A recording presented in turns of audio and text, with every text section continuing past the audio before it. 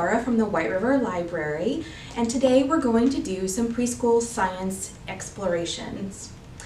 We have different leaves, sticks, seeds, rocks, and pine cones that we have found outside on some walks, and we're going to use those in different ways today to explore some science concepts. Okay, we're going to see if our items sink or float. First, you might want to make a prediction. Do I think that this will sink to the bottom or will it float on top? Let's see. It looks like our leaf is floating on top. Let's try this rock. Do you think the rock will sink to the bottom or will it float on top? Let's see. That one definitely sunk. How about this seed?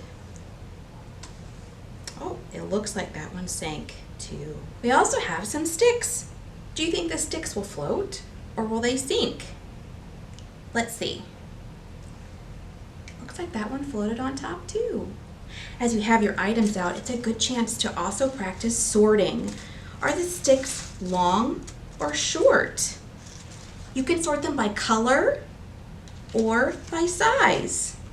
Put the big leaves in one stack and the smaller leaves in another.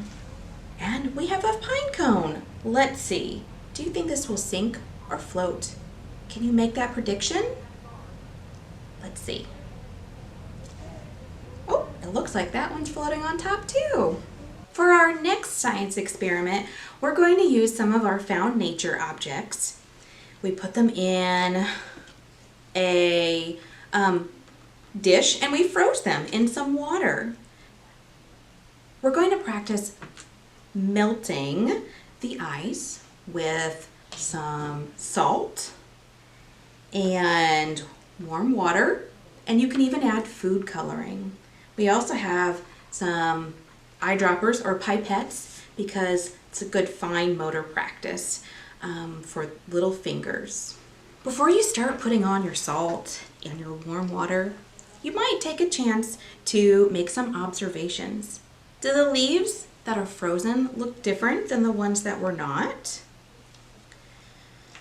Can you move things out of the frozen ice? Is it cold or is it hot? Does it look different on the top and the bottom? The water and the ice might also act like a magnifying glass and make things look larger or more clear.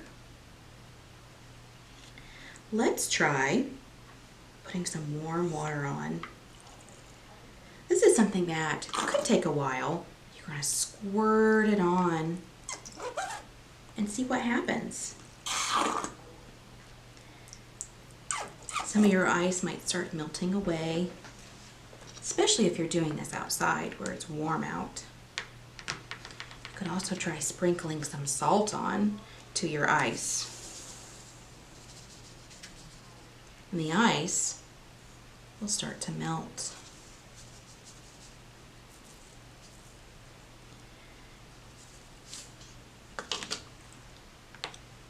I have some food coloring in this dish, so let's squirt some of this red water on. As the ice is melted by the salt, it'll make little indentations, and then when we squirt it on, then you might be able to see the little tunnels that are being made.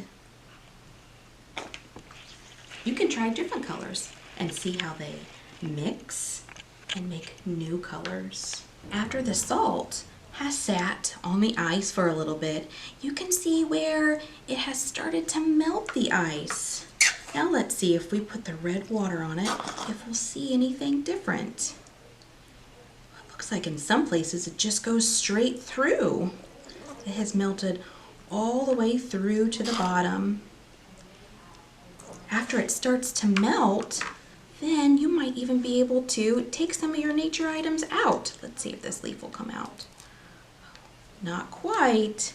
It looks like everything is still stuck in there right now, but if you keep working, putting salt and warm water on your ice, then eventually it will melt enough for you to free your leaves and your sticks and other nature items. Our last science exploration uses our leaves or some of your other found objects and some crayons, and we're going to make leaf rubbings. To make our leaf rubbing, you're going to take one of your leaves, you're going to slip it under a piece of paper. Make sure it's nice and flat, and then we're just going to color right on top of it. I picked my favorite color. You can pick yours too. We're just going to color right on top of it. Not too hard. And as you color, you'll be able to see your leaf. The edges, the whole flat part of the leaf is called the blade. The blade takes in the sunlight and the air for the tree. And these lines that we're coloring over are the veins of the leaf. They're like little straws that carry food to the tree. As we color over the entire leaf, you can see that we have made the entire rubbing of our leaf. And now, even if the leaf dries up and gets crumbly, we still have our colored copy of the leaf. Those were just a few activities that you can do with nature items that you find in your yard or on your walks. If you'd like to learn more about some of the items that you see or find in nature, you can find lots of books at the library.